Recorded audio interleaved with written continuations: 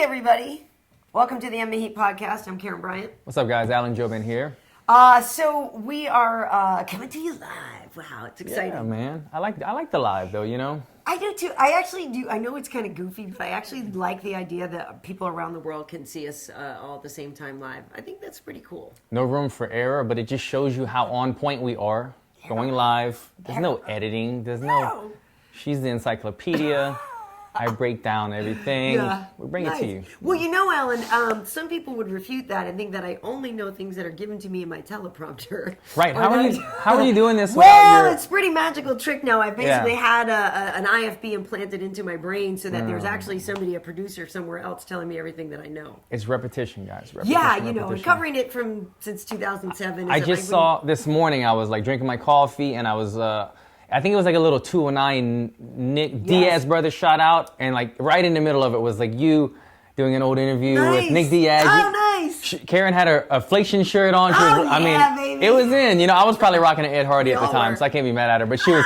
You're walking through the tunnel with Nick. You're trying to get the interview. That's right. I remember that one. It was good though. It was a good one. It was old school. That was back. Strike Force. Yeah, exactly. Well, the funny thing is, I worked with Gilbert Melendez this weekend, and we were talking about that, like those old days backstage at the HP Pavilion, and right? Because I've known him. Yes, it's like 2008 or something, and it actually is kind of cool. Like when we were sitting there together, I was like, you know what? Yeah.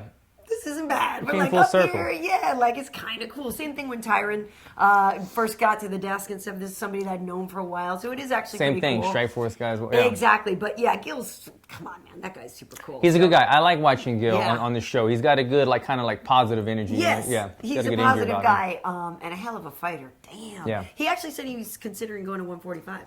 I saw that, man. Yeah. That was somewhat shocking. I don't know his body type situation as far as a weight cut, but man, making the 45 seems like obviously he knows that it is doable, but it's probably one of these grueling 6-week cuts that's not going to be fun. But at this point, whatever you got to do in your career to make it happen, you got to do it. Yeah, he's not trying to do it around the holidays. Exactly.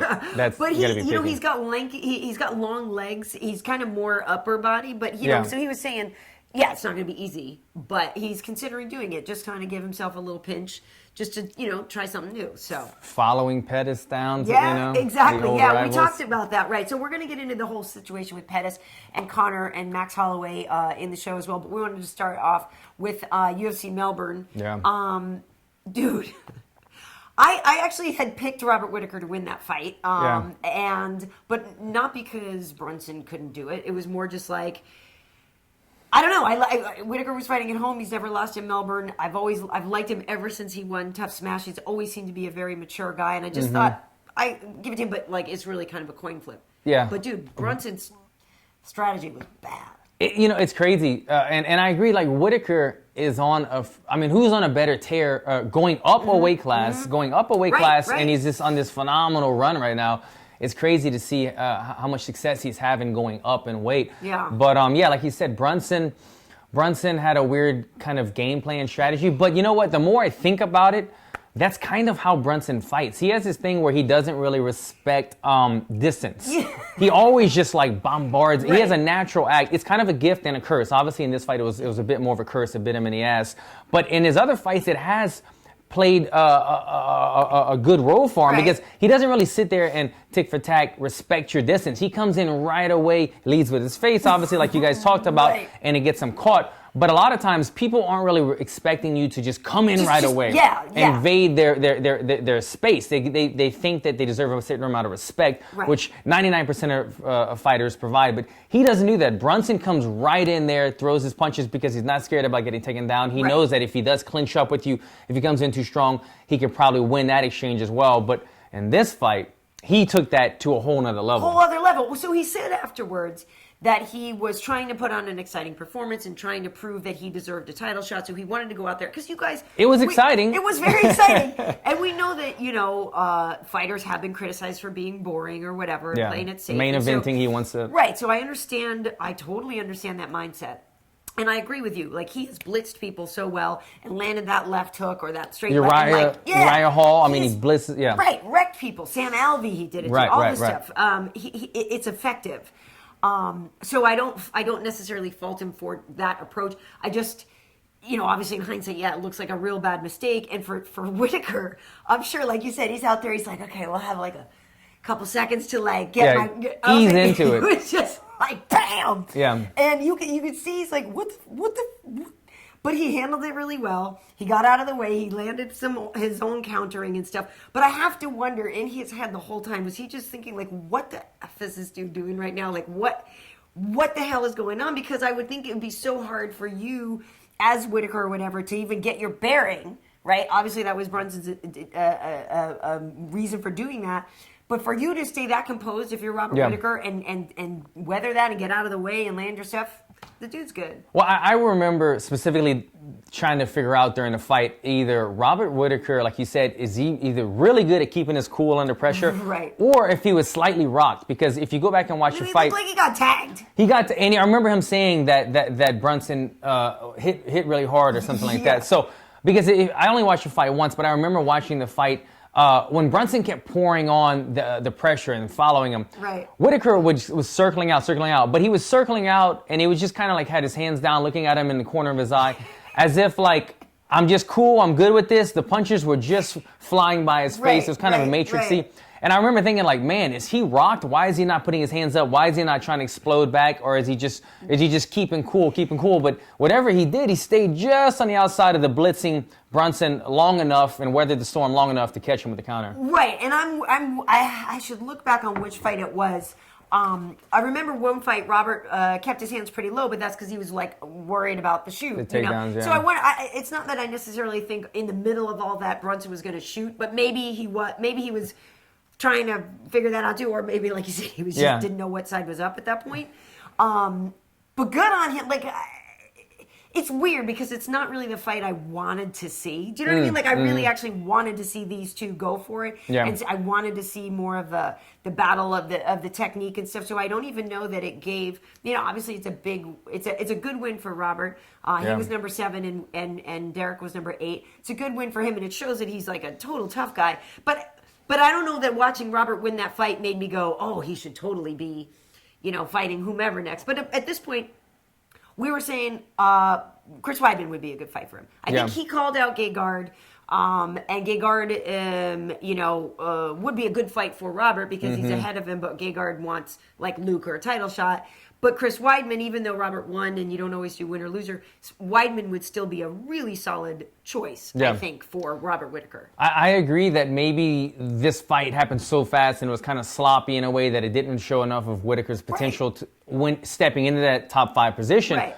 But I think the one thing that we did see was that it kind of showed the holes in the game in Brunson's game. For sure. And that he's not ready. Because anybody else would have wrecked him for doing that. I think so. Do you know what I mean? You're main eventing a guy like that. Yeah, your first main event, and then if he tried to do that against Yoel Romero or somebody like that, it could have also ended very badly for him. Yeah, I mean, we're able to see Whittaker shine, and you know what, man, I was super happy for him to get that knockout in his hometown. You saw the emotions come out. He climbed the cage after, and then the guy got double bonus on top bonuses, of that. He said checks. 2 checks, and he's having a kid in like 2 weeks. Yes. What a beautiful holidays for him. Yeah, storybook for him. Yeah. And again, I'm not sure. I mean, obviously it's a setback for Brunson, but I don't know if it's a huge setback because it's a really different fight plan that he'll certainly know not to necessarily do it that crazy again. I think it's a good learning experience. Obviously, the guy is still a very, very good fighter. But I think, it just showed that he wasn't quite ready yet. Or whoever his team is, that they had a bad strategy. Like I said, I think he's had a lot of success with that style in the past. This was a good learning curve for him. He's going to learn how to balance it. He went overkill with diving in too forward, being overly aggressive. He's had a lot of success with that style, but now he'll learn how to balance it.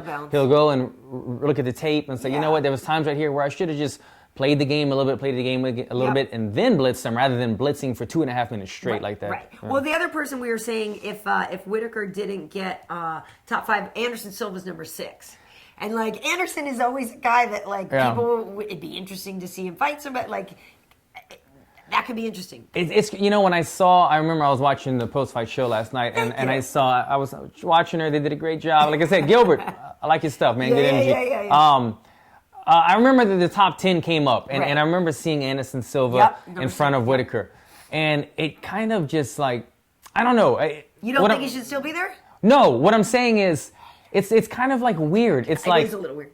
Just seeing, it's like me fighting Anderson Silva. I would just kind of be like, what? This is the guy that I've been studying for years, my favorite fighter.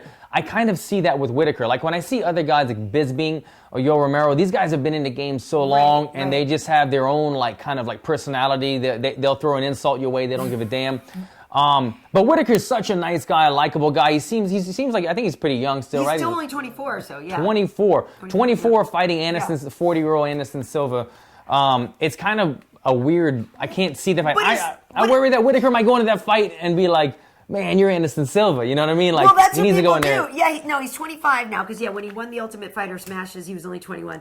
I mean, DC even says he did that. Even DC, the champion, was like, oh, snap, that's Anderson Silva across from me. Exactly. I think Michael probably had the same reaction, whether or not he'll... I mean, it's a legend. Yeah. Of course it is, standing across from you. And so, I feel like, there is the potential that people kind of freeze up because they realize... But then as soon as the guy starts kicking your head, I mean, I feel like... Right. You go into fight mode, but I feel like that could be a factor in the fight. So just because he's a young guy. Right, and he wouldn't be as nervous going off against Chris Weidman or something. No, it just seems more like a competitive even though matchup. Weidman beat Anderson Silva. Right, I feel like he might have more success against Anderson Silva physically, but mentally fighting Anderson Silva, it's just like a 24-year-old fighting a living legend like that. Unless you're just a hungry...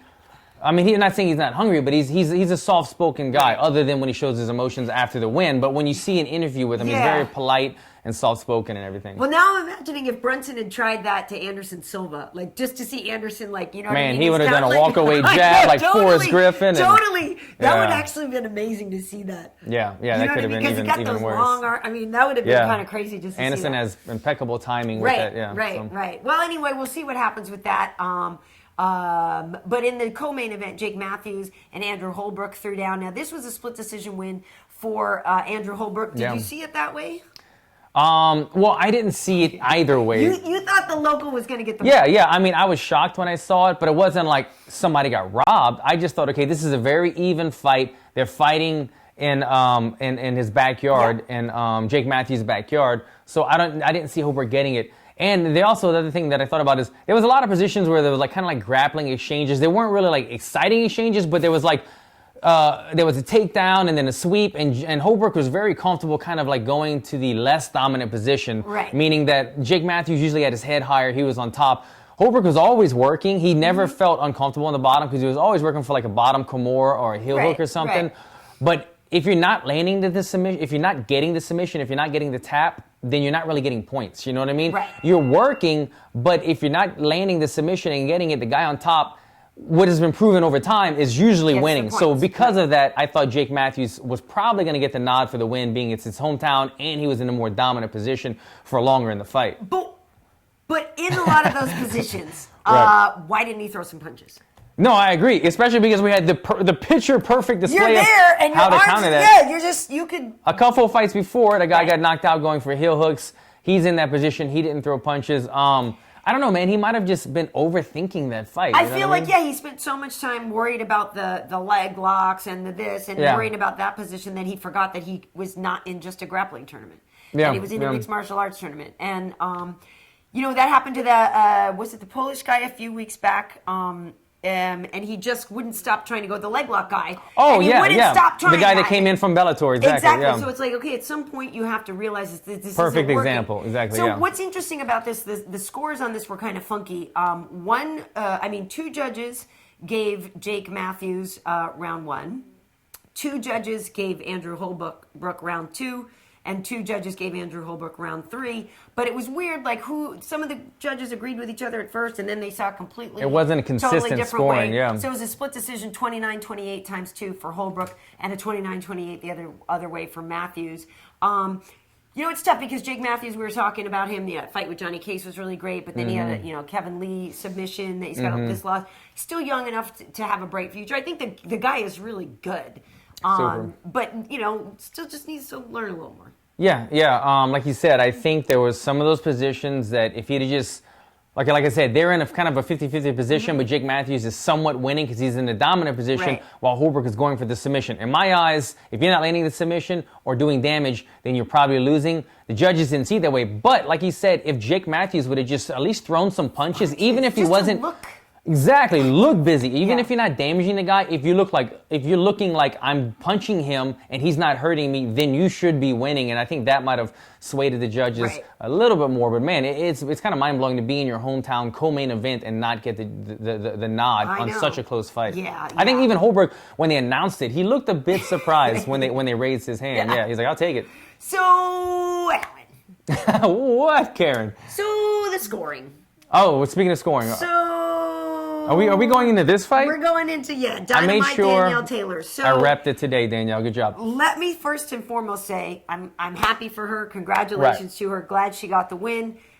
Second thing is that I don't think it was 30-27. Oh, my God. Okay. I completely agree with you. And 2 judges gave her 30-27. And it's totally understandable for you to see it the other way or other people to see it the other way. It was such a close fight. 30-27. No. It's crazy. 29-28.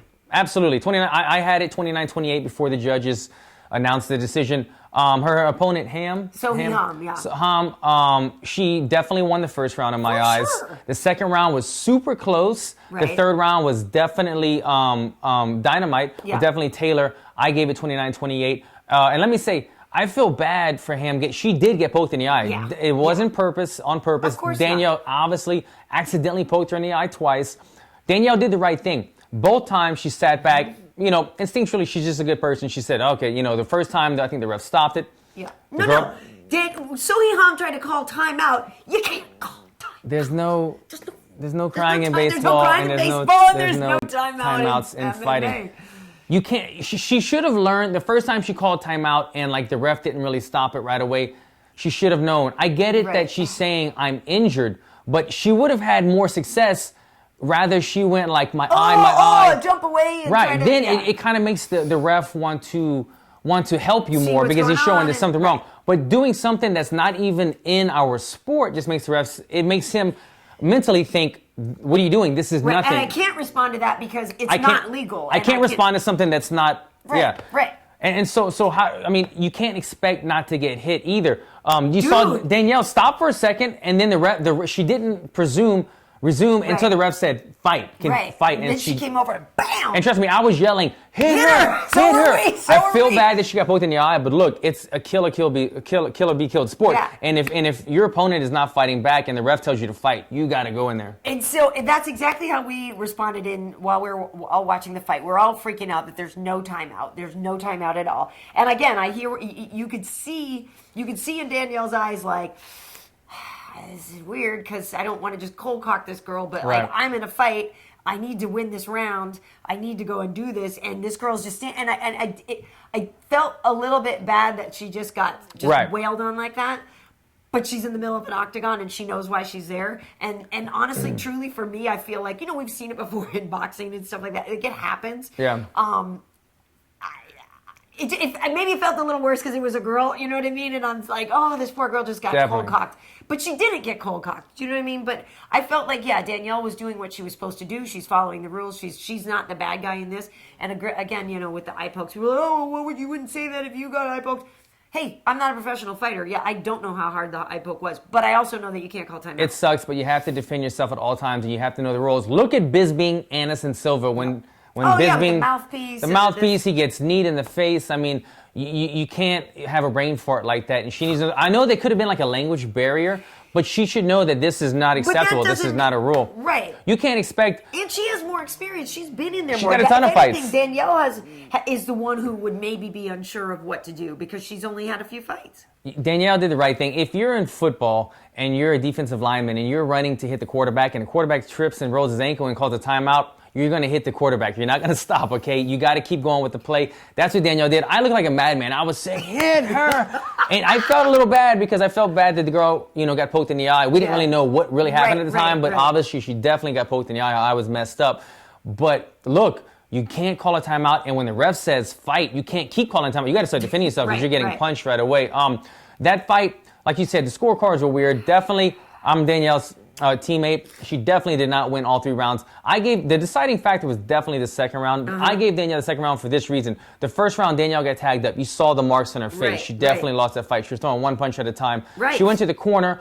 Julio, our trainer, talked to her and said, look, you got to change it. You're doing the same thing you did last fight. She came out the second round and started throwing combos. Right. And it was kind of an even fight. But when she went to the corner, you could see Ham went to the corner the first round, nothing on her face. The second round, she had a lot of lumps on her face. And so I said, that's what kind of gave Danielle the second round in my eyes, because I said, okay, you could see the visible damage from the second round. Even though it looked close, Ham had more visible damage from the second round. So I sided with Danielle on that one. The third round was obviously Danielle. But it was a close fight. Yeah, it was a close fight. And I think also what it came down to for some people was what is perceived as octagon control. And it looked like Seohee was hunting her down more. For sure. And I was like, okay, Danielle, please stop circling, honey. Throw some punches. I thought so too. She circled too much. She circled too much.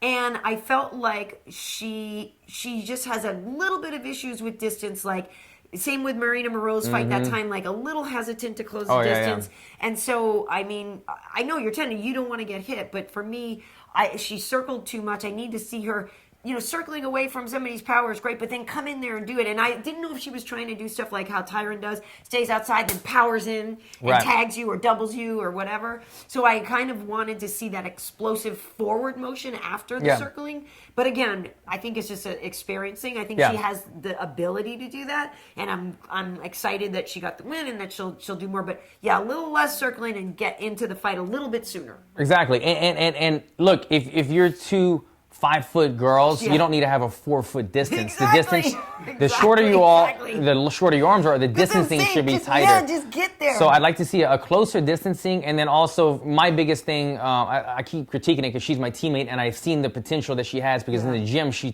throwing guys twice her size on the head. A little more wrestling. She's got great double legs. So powerful. And more combos. The first round she was throwing 1 punch at a time, and I'm screaming, put a hook behind the right hand or this or that. Right, or once she starts throwing, exactly. Once she starts throwing 2 or 3 punches, she has so much more success. So I think there's a bright future for Danielle. She's kind of learning on the spot. That was like her 9th fight. That's what I was gonna say. She didn't have as much. Yeah, usually when you see people in any sport, or not say any sport, but if either it's Muay Thai, boxing, whatever, once they get past their 10th fight, 10th is just a general number, but 10 fights kind of let you feel very comfortable at home at what you're doing. So she's right around there now. Very nice. Well, we are in the middle of round 4 here, and we wanted to talk about Conor McGregor and that whole situation. He relinquished his featherweight belt. Yep. He is said to be focusing more on the lightweight title.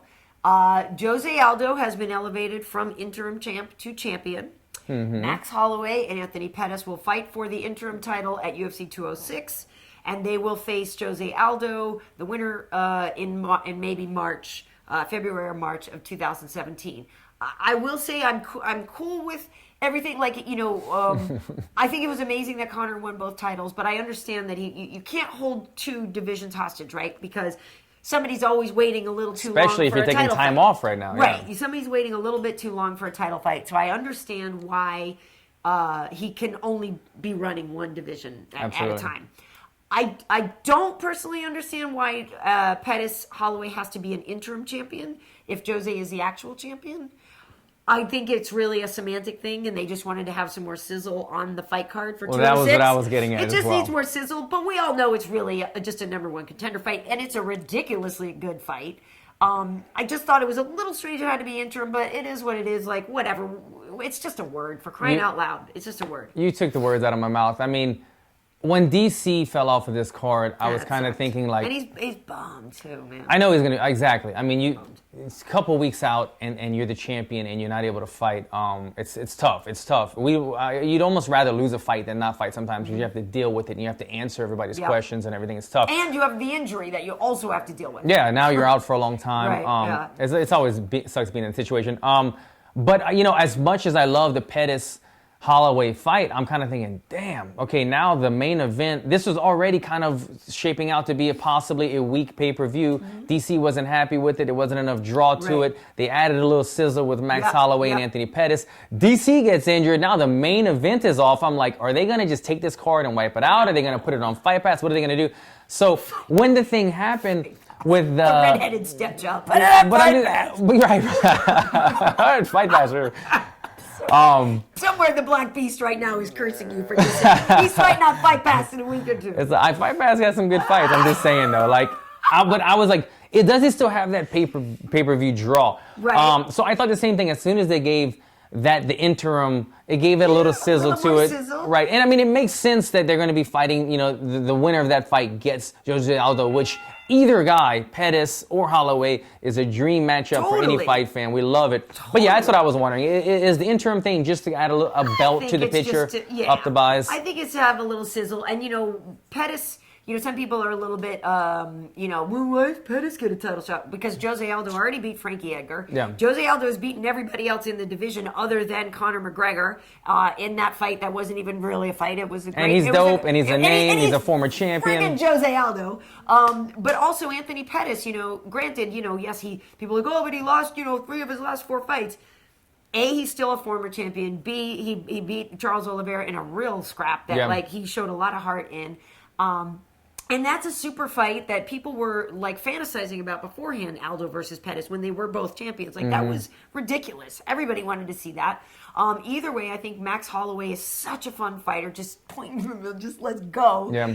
I'm cool with Pettis versus Aldo, Holloway versus Aldo. Either way, I think it's going to be great. They also did add, by the way, for those of you who only came around the sport because of Conor, cool. But just look up who Jose Aldo is. For the love of Christ, show some respect. Yeah.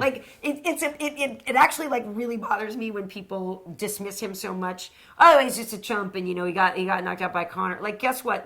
Those kind of knockouts happen to people all the time. But to call Jose Aldo a chump, it's one of the most efficient strikers in the sport ever. I can't even. The way he's so explosive and pinpoint with the striking from his hook to his low kick. I mean, he's been one of my favorites forever. Just look up some stuff on Fight Pass. They might have some Aldo. $8.99 or whatever. $10.99 a month. I don't know. Actually worth it, I think. I mean, I get mine for free, but I would still probably pay. Me too. But also on that card, they added Kelvin Gastelum versus Tim Kennedy. Middleweight. So they did add that at middleweight, yes. Yeah. I'm going to be talking to Kelvin tomorrow, so I'll get the story on that. You also still have Cowboy and Matt Brown there. Right. Okay, so Wade is going to be going up there. MMA Heat will have coverage from Toronto. And I'm imagining they'll bring Jose Aldo up there to address the crowd and talk about stuff. I'm sure he'll be sitting there cage side looking like a total badass that he is. With his Scarface open collar, 1970. Boom! What, are you going to tell him not to I'm just saying. You're just telling him? It goes good with him, though. It's not really modern. It's not up to, he's got the big lapel kind of hanging. I dare you to tell him not to. I dare you to tell him to. I know. I'm a fan. I'm just saying. Here's what is interesting about this, and I mentioned before, I circle back around to it. So for that main event, when DC fell out, Rumble was still in, and they were trying to maybe find fights for Rumble. Gegard Mousasi volunteered to fight him for the interim title, and said, "Hey, I'll take him for an interim title at light heavyweight." He was a former Strikeforce. He said, "Or I'll fight Tim Kennedy. Let me just go. Let's go. Let's do this." And I didn't hear the exact reason why, but I mean, it's smart for Rumble to wait for his title shot. He's earned it, so I don't begrudge him not taking that fight just to stay on the card. I think he's smart to not take it. It makes sense. But everybody's like, damn, Gegard 2000, man. He's right, 2016 Gegard's like the new a one. machine. Yeah, it's great. So he's whatever. And that would have been his last fight on the contract. Could you imagine if he won? Yeah, I know. I actually can't imagine it because he's good. And what if he? He's good at staying right out of range, right? And he almost fought DC at UFC 200 anyway. He actually had a fight contract for that. Whatever. Yeah, I like it. But you know what? The thing that you just it's Rumble and brought to my attention, when you went over the lineup of the card, this could be a hidden gem right here, this card. Totally. Because what happens... Swanson, Cub's on it as well. Cubby's on it with Choi, the one who looks like he's staying out past his curfew to have a fight. Bless his heart. And I say that with love. Remember he was in Vegas? Oh, wait. He's that really, really adorable guy, and he's just looks like he's 14. Oh, and but he's he's got that right. Oh, he's fighting Cub. Yes. That guy's a killer. Yes. Yeah, that guy's really good. It's going to be a look out really for this good fight. Man, okay, now I'm even more excited for this card. You know what always happens, though?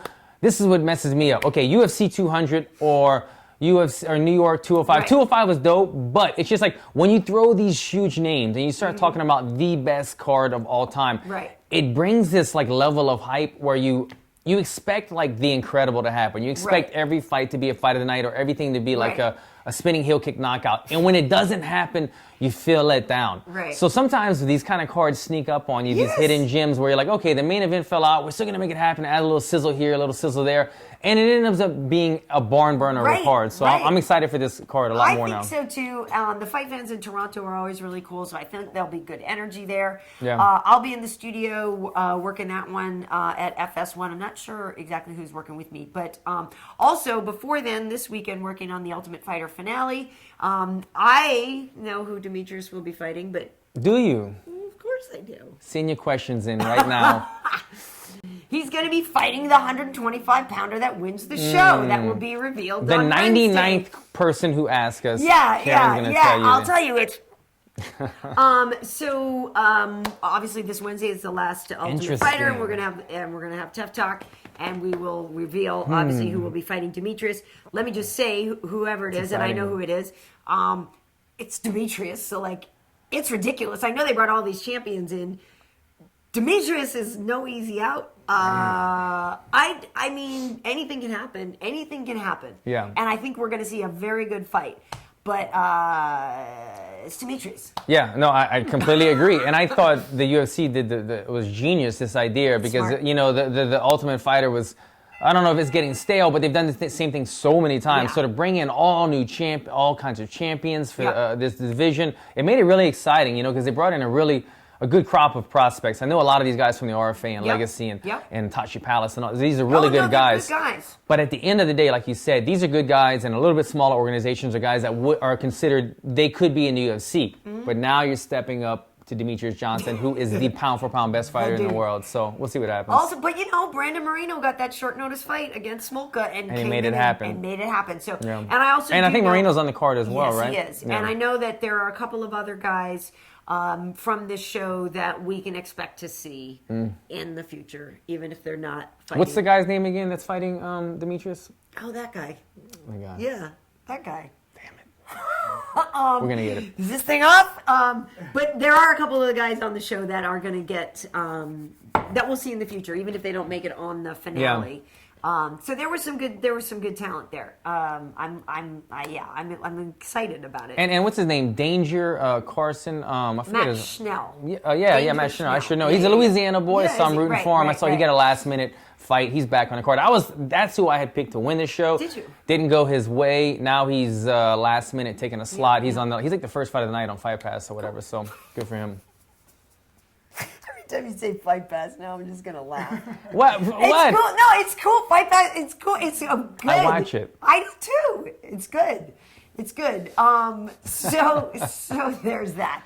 Moving on. Moving right along. We have finished our rounds in the bonus time here, Alan. Already? I know. Jesus. Your fight is coming up, and so at this point, your fight's December 17th, right? Today is the 27th. We're 3 weeks out. Or 3 weeks out.